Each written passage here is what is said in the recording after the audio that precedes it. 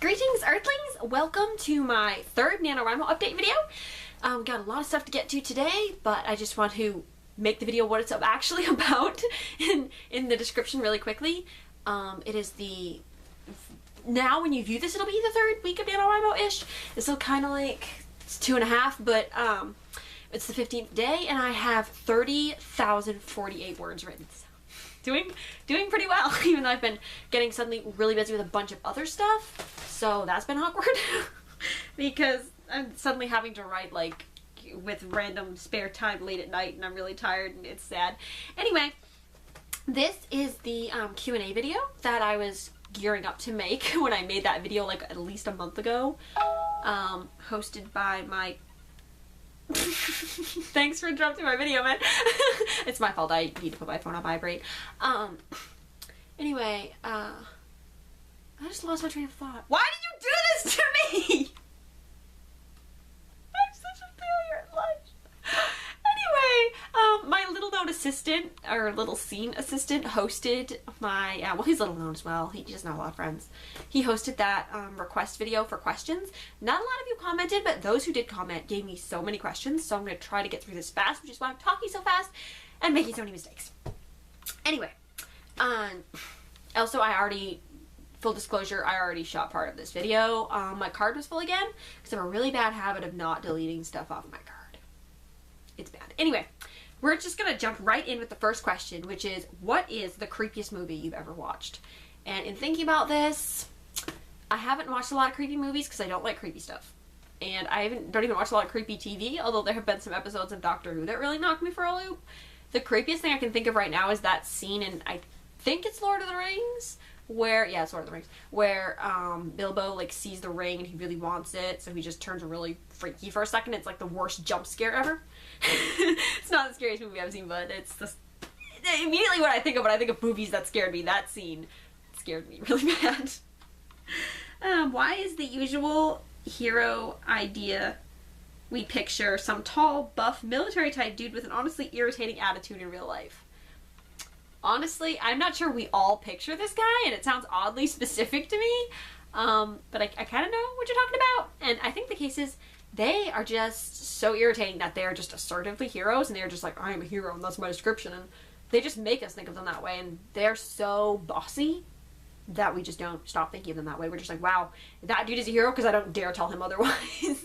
Because he's buff, he can kill me, he can rip out a grenade with his teeth like the pin off a grenade, just... He could be that dude, so you know what? We're just gonna let him be the hero. I don't know, honestly. If a bank was robbed and I was inside, what would I do?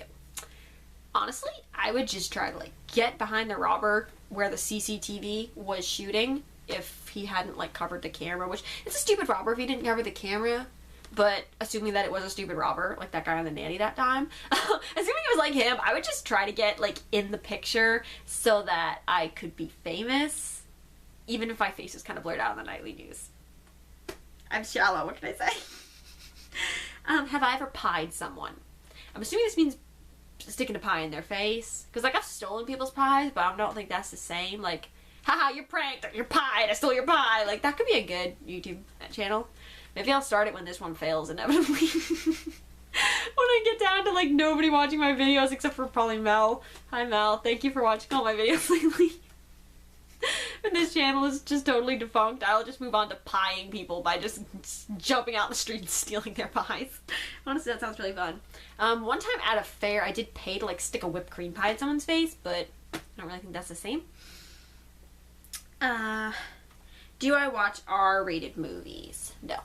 We already cleared this up in question 1. It's not even like a religious thing. Like, I know a lot of people who just be like, well, you need to watch what goes in your eyes and ears. Yeah, I need to watch what goes in my eyes and ears so that I can sleep at night. Like, I lost 2 nights of sleep over The Empty Child when I first saw it. I don't need to go through that again, and that was just a kid in a gas mask. I mean, can you imagine if I watch an actual R-rated movie? I get nightmares from reading the back of the packages for an R-rated movie. So, no. Why do they keep kicking Pluto out? Because Pluto is small, and he's not what they expect a planet to be like, and they kind of want him around because he's fun, but at the same time they're just like, no, we're not what you want. I mean, you're not what we want. I'm failing so hard. I think it's how much my hair clashes with this shirt. It's just throwing me off. I'm wearing it because it's like my little part of my uniform for work, and I just want to suddenly be like, hi, look, I have a new job and I have this cool uniform. And the back says fa la la la latte. Get it? I'm such a failure. Okay, I've regained my composure. We're gonna not talk about lattes or Christmas or how much I clash anymore. What were we talking about? I have ADHD so bad. Oh, Pluto, yeah. So basically, Pluto doesn't conform to what they want him to be. And even though they'll sometimes hang out with him, they just keep kicking him away. Basically, Pluto is like me. And the scientists are like my ex-friend's family. I don't normally use that analogy, but it works. This is why they keep kicking Pluto out. Pluto is not good enough for them. Describe my ideal of a perfect hero. I was just gonna be long-winded and describe it, but God. You can't get any more heroic than creating us and saving us from our own stupidity. Shout out to God. What is the worst place in the world and why? I'm just gonna look at you for a while at the top of my glasses. Is it where you live? Are you making it where you live? Do you litter? Do you publicly smoke pot outside of concert halls and cause innocent people to become high? Do you leave your political signs out after the election? That too? Then yes, where you live is the worst place in the world, and you are why. You might want to correct that. What is the worst time in history and why? Again, I could be long-winded with this one too, but we're just going to jump straight back to when Constantine mixed paganism with Christianity and made paganity.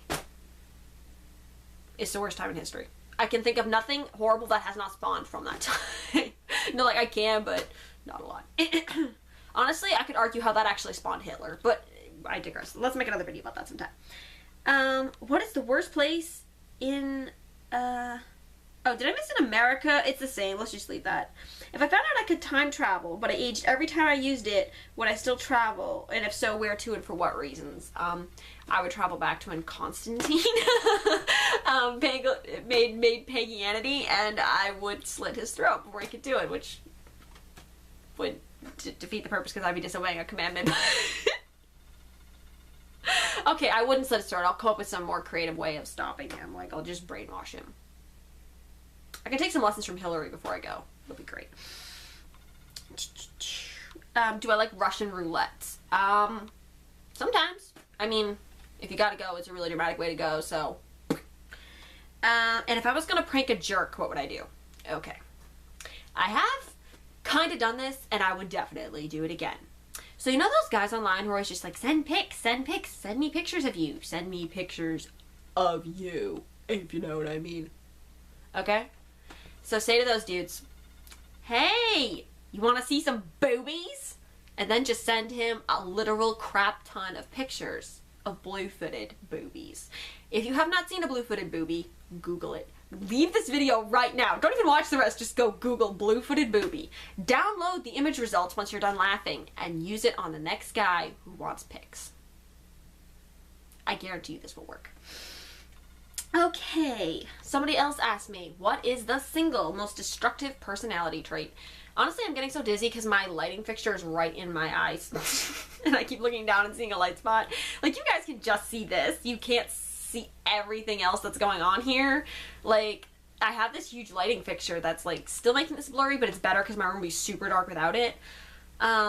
It's got a bra hanging on it because I went to clean my room earlier and I went to take the bra off and I was just like, why? No one can see the bra.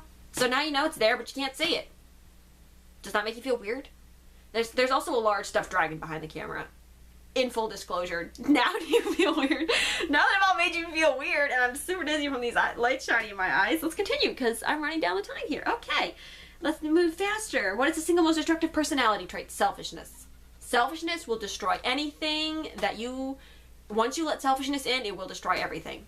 Hands down, single most destructive personality trait. It's even worse than jealousy because it stems from that. Like, all other ones stem from selfishness. So, self-centered selfishness is the worst personality trait that there is.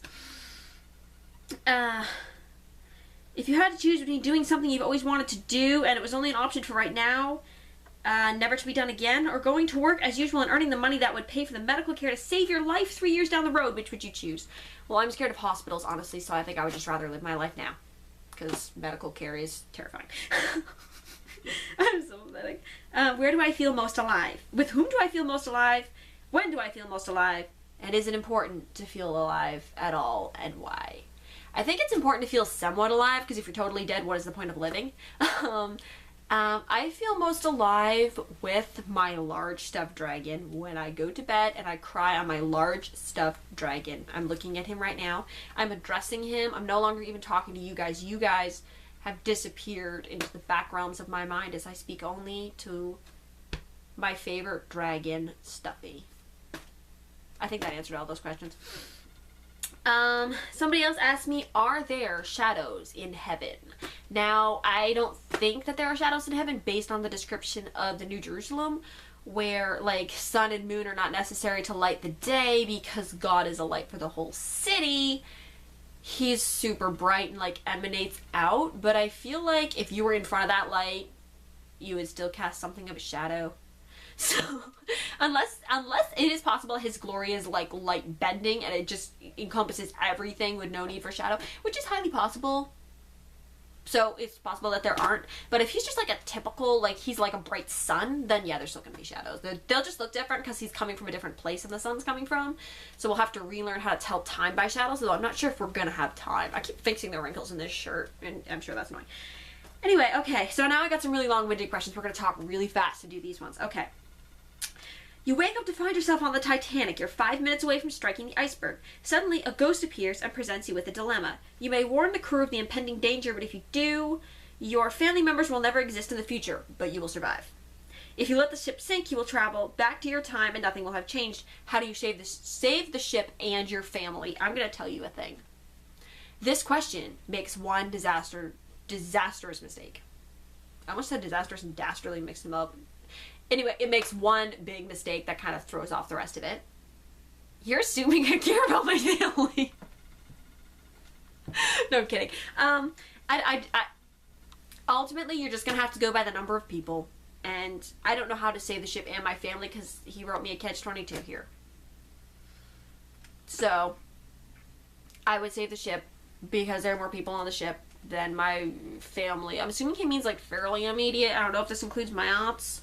But still have a pretty small family, so gonna have to go with the ship. It's about saving more people, honestly. It's no offense to you guys. I know you guys are gonna be offended. Okay, you're in the other room. You know I'm filming. Why are you texting me? Sorry. This is why I'm going to let my family die and let the Titanic live. Okay, somebody asked me. Would you? I'm not gonna adjust it while I'm filming. This is the most unprofessional video I've ever made, and I'm getting closer and closer to that pie channel. Okay. Would you rather spend 500 years in a void or one day at a death metal concert? Okay, wow. I'm gonna tell you something. After one day at a death metal concert, the next 500 years are gonna feel like the void because I'm not gonna be able to hear anything. So that is basically like 50 to 1/2 dozen to the other. But if I spent the day at a death metal concert, think how much my conservative friends would be scared of me after that. Be cool to see their reaction. I just like bugging people. Okay, you've stumbled into a dead body. Okay, into it, gross. It lays perfectly in the center of the living room, but this isn't your living room or even your house. Like somebody else's living room could be in my house, but this time it's not. You don't remember how you got here. You hear footsteps behind you and in front of you. There are only two conceivable ways out. To your right is a massive window with a rope tied into it, but the rope looks old and weak.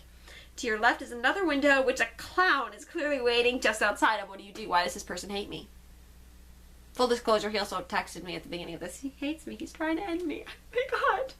It depends what the clown looks like. If the clown looks like it, or like a regular clown, regular clowns scare me so much, I would take my chances with it first. Honestly. Plus, doesn't he just like children? It's another movie I haven't seen, but from what I've heard, doesn't he just go after children? I don't think he goes after anybody my age. Maybe he would. I don't think I have enough meat on my bones for him. Yeah. I think I would go for the old weak rope because the window can't like it's a living room, so it's probably not on any more than like a second floor, probably a first floor. So honestly, the rope's not going to drop me that far. I don't even have to take my chances with it. I'll just take my chances with the rope. Because the other thing is, like, me being so light, I'm not appealing to it to eat, because I'm pretty sure he eats people. And I'm not necessarily going to break the rope like I could. It depends how long I'm hanging on it, I think. Anyway, I think there was one other. Okay. You have the chance to go back and save the Library of Alexandria, but in order to do so, you have to burn the Library of Congress. Now, something about the Library of Congress is that it has copies of a lot of historical stuff, but also, like, all of the books that have been printed for, like, the last, like, 100 years since it's been there. Don't quote me on the years, I don't know, but I know that it's got all of the books. So this means I would have to destroy, like, the Library of Congress copy of the Mysterious Benedict Society. Am I prepared to save a ton of old history and have us lose our, like, master copy in the library of this country of one of the best books I read as a child? All the best books I read as a child. Think of all the, like, look in the front of a book. It has a Library of Congress number, and I know this because as a child I read books cover to cover. My life was so boring, I knew those Library of Congress numbers, and that's how I know all these books are in the Library of Congress. We need to think twice before burning it down. I don't know about this Library of Alexandria. It's like a bunch of Egyptian history and, like, history from that area. I'm sure it would be quite valuable and interesting, but is it worth losing pop culture history? I'm sure the Egyptians have pop culture. Think about that for a second. The Egyptians have pop culture, like current culture of the day, and then, like, culture of the next generation, probably. I know culture didn't change as much in the old days, like, as fast as it does now, but to some extent I think it did. So just imagine Egyptian parents being like, why are you wearing your eyeliner wings so big? Why are you wearing your skirt so short? Picture ancient Egyptian parents not understanding their kids and grandparents being, like, way out of the loop. Okay, so that is pretty much all the questions that I had. It's a really long video. I'm sorry. But it successfully finished before 20 minutes, so it means my camera didn't cut it off. I think I said all the important things that needed to be said. Please don't take seriously that I'm a sociopath who hates my family, but you saw what they're like, so it's kind of understandable that I would not be super in love with them. And do take seriously that part about me feeling most happy with my dragon. He's my bestie. So, have a nice week, Earthlings. If I do make another video, I'm going to make a 4th video, it is possible, just possible, that unless I get super swamped at work and I have to work almost every day next week, I will still try to be finished by the next time I put up a video. So, next Monday, be prepared for the triumphant video of me finishing NaNoWriMo, or the failure video that means I'm going to have to make 5 videos because I'm not actually finished at that point. Either way, gonna make a video for next Monday. It's gonna be Cyber Monday, I think. And yeah, spend your Cyber Monday watching my video where hopefully I'm screaming in on my own success. I don't even know what that means, but have a nice day.